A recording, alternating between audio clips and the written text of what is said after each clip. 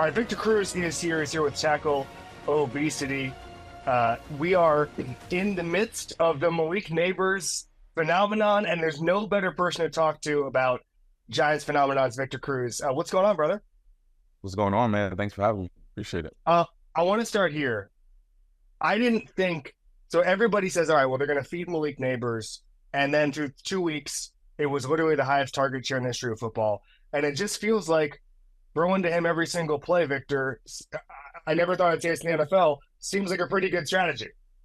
Yeah, it's not a bad one. I think he's in just a few short weeks here, he's proven to be a very viable asset to the New York Giants. Probably our best receiver. Not probably, he is our best receiver on our receiving core. And I think we just need to find different ways. I think Daboll's doing a great job of finding different ways to get him the football. And, it's tough because you obviously want to use him, don't want to burn him out, but you definitely want to use his assets and use what he brings to the table in order to have some success. But it's been fun to watch early on. I wish they translated some more wins, obviously, but to watch him progress and just watch his journey through the next few years here is going to be really fun. I know that this might be a stupid question, but obviously we talk about running back workload and how many hits a guy takes. Is there an upper limit for receivers where it's like, obviously you can't target him on every single play because of the way defenses play you and all that stuff and the way the plays develop. But like, is there an upper limit? Like if we just want to feed Malik Nabers the entire, as much as possible, does that cause wear and tear on the body in a way that might be a problem eventually? Well, yeah, I think it depends on how he's getting the ball, right? If we're handing, I know we like to give him reverses and all these different it just depends on how many hits he's taking. Like if he's open 5 yards away from guys all the time and getting the ball, I mean, he'll be fine forever. You know what I mean? It's just a matter of how many hits is he taking, how many times is he in harm's way, is he getting the ball and getting the first down and getting out of bounds? It's just a matter of the toughness level that he displays and how much he wants to put his head down and get extra yards or just be in the open, get the first downs, get as much meat off the bone and then get down and get out of bounds. Thursday night, obviously, Brian Burns hits the salsa after a big play. What did that mean to you? Did you see it coming? I didn't see it coming. I'm in the building often, so I see those guys all the time, but it's always humbling, man. I mean, I'd always, want someone from the Giants to do it. Obviously, that's family. That'll always be accepted. But obviously, when someone's dancing or doing anything positive out there, it means they did something well. So I'm always on the side of if you're gonna dance and do something, make sure it's after you do something well. But Brian Burns is my guy, and that defense has been playing pretty well this year. Hopefully, we can keep that going, and it'll translate to some wins. You mentioned the translating to wins part. What's the disconnect right now? Like, how do you go from competitive games to actually winning a bunch of games in an NFC East? I think that is actually probably more competitive than the national media thought a couple of months ago. Well, I think honestly, you just got to score points, man. I think as you can see, like if we were able to just score a touchdown at any point last night, it'd be a different game. It'd be maybe a tight game. We'd go on overtime, or we'd have an opportunity to win at the end. So. I think in this league period, not just the NFC East, you got to be able to score anywhere from 24 to 27 points a game. The way these offenses are set up, the way these defenses are built, like you got to be able to put points up on the board and score at a pretty high rate. And I think that was the only thing that was kind of lacking from us last night. I think we played great defensively. I think we did some positive things. Look, the Cowboys are a good team. They're going to make plays. Lamb was a great receiver. He's going to make a play. But at the end of the day, we had an opportunity to tie or win that game at many different points and just wasn't able to put a touchdown up on the board. And I think that's where we have to find some turnovers. We have to figure out how to put points on the board in order to be competitive in this league. We have to get into this because obviously at Omaha Productions, we're a pro-Manning podcast. And Eli Manning obviously is, I think, on track to be a Hall of Famer very, very soon. There was some debate about it in the last couple of weeks, which I don't think there is a debate, but let's get into it. If the Hall of Fame committee calls you and says, Victor Cruz, why is Eli Manning a Hall of Famer? You tell them what? Well, I think if you look at what defines a winner, right? I think what defines a winner is happening when the game's on the line.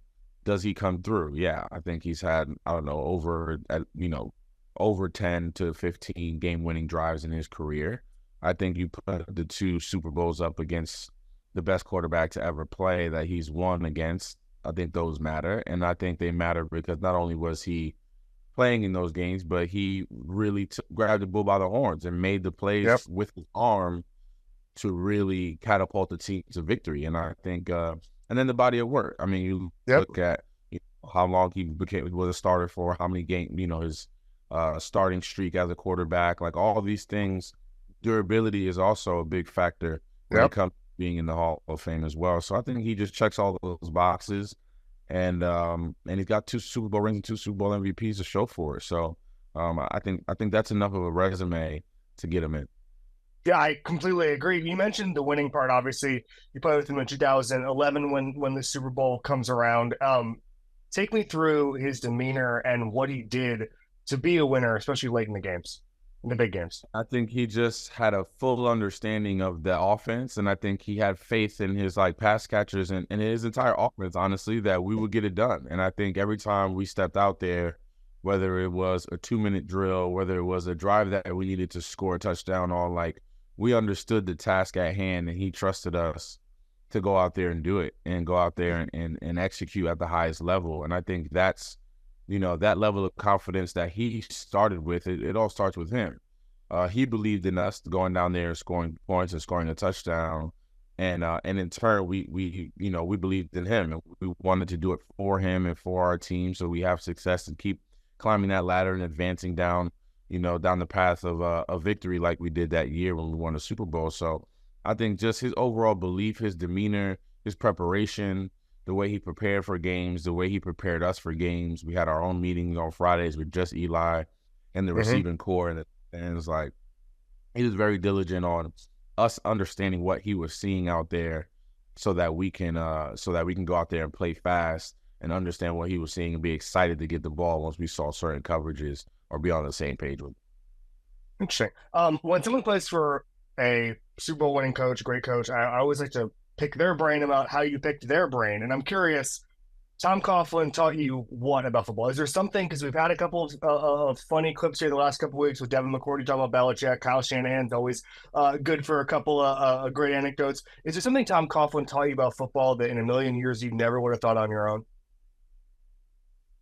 Well, I think it was the level of discipline that it took. Yeah. I mean, I understood high school and college, it's fun, right? You're obviously focused and you understand what it takes to win, but it's rooted in fun and rooted in having fun with your teammates, having a good time, playing great college football, playing great high school ball, having fun on those Saturday mornings, playing high school ball, things like that. But when you get to the professional level, he instilled a different level of discipline in all of us to understand, hey, look, college was one thing, high school was one thing, but now you're in the big leagues and you got to treat it and respect this game, or it won't respect you back, or it won't give you what you put into it. So I just think, his demeanor, his mannerisms towards the game.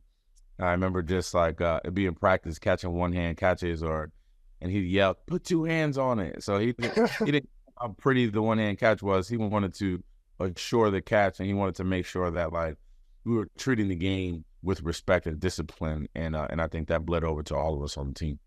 So a few years later, when Odell Beckham was making one-handed catches, there was one guy in the stadium not excited about it, and it was the guy who wanted 2 hands on the ball at all times. There was one guy that was appreciative of the catch, but also in his mind was put 2 hands on it. You know what I mean? He was old school like that, which was refreshing at that time. Why should you bet with Caesars Sportsbook? 2 words: Caesars Rewards. Every bet brings you closer to the types of benefits only Caesars can offer. Hotel stays, VIP experiences, sports and concert tickets, and more. It's not just an app, it's an empire.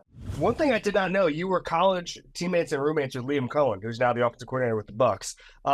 He's, I think, one of the brightest young minds in the NFL. He was the OC with the Rams. He's been with Kentucky twice, and people loved him at Lexington. Now he's with the Bucs with Baker, having a lot of success. Talk me through what makes him such a good play caller. Man, I think obviously, right, he's a former quarterback, so he has a full understanding of defenses. He has a full understanding of what he's seeing out there.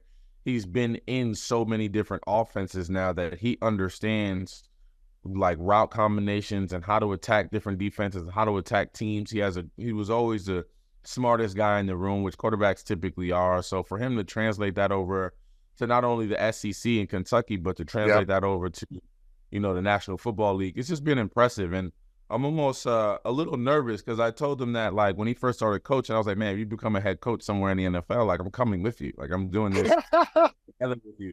Thinking that it would be, you know, like later on in our careers, maybe in our 40s or 50s. And now, like, he has a legit opportunity if he brings more success to Tampa, continues to show that he's a young, smart guy and that can galvanize the troops. He can go out there and be a head coach in the next 2, 3, 4 years. Like, who knows? And then he'd be giving me a call. I know he will be, to be like, hey, buddy, I'm a head guy now. Come out here and help me with these young guys and get them prepared. Oh, man. Coach Cruz, we'll get you a nice little visor. Let's go. I'll see. I told him I'd do training camp and mini camp and stuff, and then we'll take it from there. We'll go one step at a time. Let's do some rapid fire here. Best cornerback you ever faced? Oh, best corner I ever faced. Probably Darrelle Revis. I think he was just like one of the smartest guys out there. Just understood, not because he was overly physical. Obviously, his talent level from a corner perspective fundamentally was always top notch. But I mean, we would line up, and before the ball was even snapped, he'd be yelling out like what route combinations we were having or what like potential route combination, which he was right kind of half the time, and I'd be highly upset. I'm just like, how does he know this?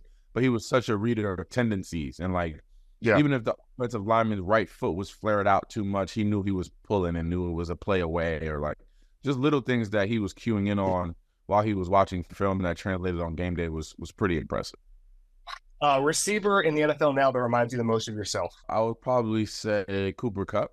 I think what he does between the numbers, you know, getting the football, understanding coverages, getting open, the ability to turn the small play into the big play, you know, eluding tacklers, like, and I like what he does out there with the football in his hand. And then the new guy for me is Rashee Rice. I think Rashee Rice does a lot of good stuff with Mahomes and really, you know, when he catches the ball and get yards after the catch and being strong and physical as a runner with the football, as a receiver, has been pretty fun to watch. Pretty impressive. Before we get to what you're doing, Tackle BC, one last thing we do with everybody. It's called Badasses. It's the most badass person you've ever played football with. There, right behind me is a photo of Ahmad Bradshaw because Eli Manning put in Ahmad Bradshaw and Brandon Jacobs and those two guys because they were badasses on those teams. If you're taking, the way I define it is, if an alien comes down and says, take me to a football player, who are you going with that you played with, Victor?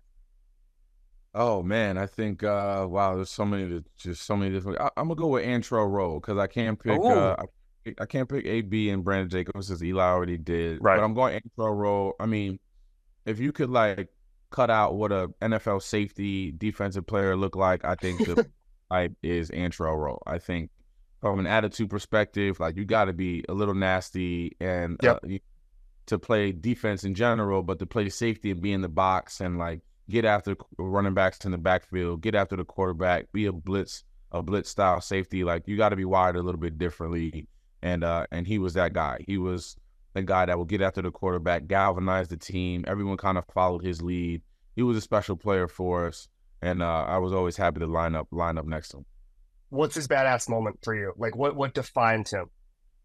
I think his badass moment was just like, I mean, there was one play where I think it was back-to-back plays where we are, you know, contending. We're going down the path here of like contending for a Super Bowl, going down the playoff run. I think we had to win out, and this is against Dallas. And he blitzed off the edge and got a tackle for a loss, like on a big second down, which made it second and long. And then in the very next play, he had an interception and returned it for like 20 yards. And I was just like, this guy's just got his hands on this entire game defensively and understands exactly what's happening and makes a big play for us when we needed it. And he was always kind of Johnny on the spot for those moments. And just those moments always came by Antrel Rolle whenever we needed them. So that was the moment for me, All right, tell me about what we're doing, Tackle Obesity. So Tackle Obesity, man, we're just tackling obesity head on, you know, with the NFL Alumni Association, really providing light on what it is and how to be helpful to cure those symptoms. Obesity is a medical issue, it's not a character flaw, something that, you know, is affecting about 40% of people out there in the world. So it's about just getting informed on it, understanding how to fix it. You can go to NFLalumni.org/tackle obesity to find out more information. And it's just important that people understand that this is a major issue in America and everybody's got to do their part to fix it. Absolutely. Love that. Thank you so much, Victor Cruz. No problem. Thank you.